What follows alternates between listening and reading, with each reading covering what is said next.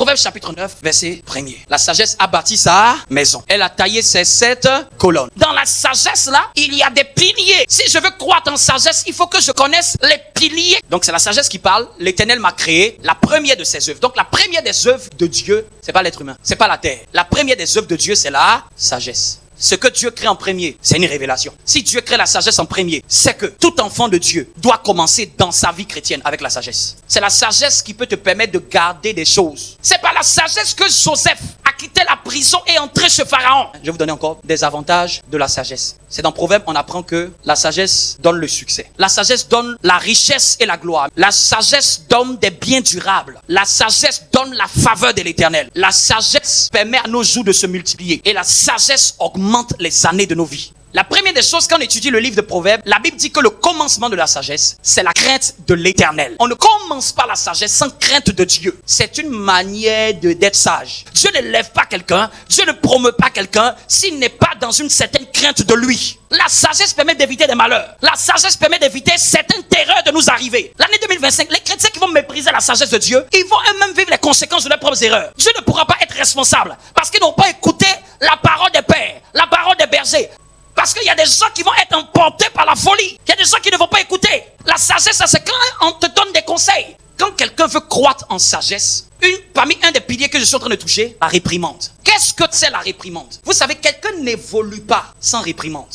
Regarde quand tu étais au CP ou quand tu étais au collège. Si tu n'es pas tombé dans certains vices, il y a la grâce de Dieu. Mais ton éducation que tu as là, c'est venu de la réprimande de tes parents. Nos parents nous ont interdit de faire certaines choses. Nos parents parfois nous ont dit de ne pas sortir à telle heure. Personne ne grandit et s'améliore sans être réprimandé. Un autre sens de la réprimande, c'est la correction. Proverbe 10, 17. Celui qui se souvient de la correction prend le chemin de la vie. Mais celui qui oublie la réprimande s'égare. Proverbe 15, 32. Celui qui rejette la correction méprise son âme. Mais celui qui écoute la réprimande acquiert de l'intelligence. Celui qui se corrige pas n'évolue pas. Je vous dis, tout le monde n'est pas permis de te réprimander. Et je vais vous donner 4 ou 5 catégories de personnes qui ont le droit légal de vous réprimander. Quelqu'un qui est inférieur en bas, en dessous de toi, même s'il voit quelque chose qu'il doit corriger, il n'a pas le droit. Tout m'est permis, mais tout n'est pas utile. Il peut constater, mais quelqu'un qui est en bas n'a pas le droit de corriger ses maîtres. Ça, c'est l'erreur que notre génération fait. C'est-à-dire que tu vois un enfant qui veut corriger ses parents. Tu vois des chrétiens, c'est eux qui veulent corriger le prédicateur sur YouTube. Il n'y a que les gens qui sont élevés au-dessus de toi ou à côté de toi qui sont capables de te réprimander parce qu'ils te connaissent. Quelqu'un en dessous de toi, il peut constater une correction. Mais dans la sagesse de Dieu, ce n'est pas l'inférieur qui réprimande le supérieur. C'est le supérieur, celui qui est à côté. C'est pour ça que c'est tes parents qui t'ont plus recadré. C'est tes oncles, c'est tes tantes. C'était pas ta petite soeur ou ton petit frère. C'est les personnes qui ont autorité sur toi qui peuvent te dire, parce qu'ils ont une vision plus élevée que toi. Ils peuvent voir ton dos. Ne corrigez jamais quelqu'un qui fait quelque chose que vous ne faites pas. Vous n'avez pas le droit de le corriger. Parce que vous ne faites pas ce qu'il fait. Vous ne manifestez pas ce qu'il fait. Non, même si tu penses que tu es capable, tu n'es pas en possibilité de le faire. Parce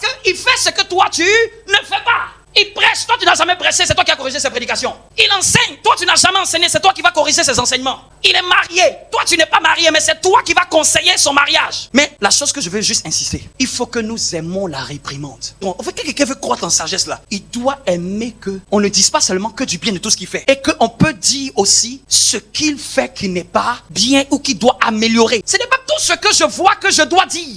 Et ce n'est pas tout ce que je vois que je dois réprimander. Notre génération est prompte à corriger tout le monde.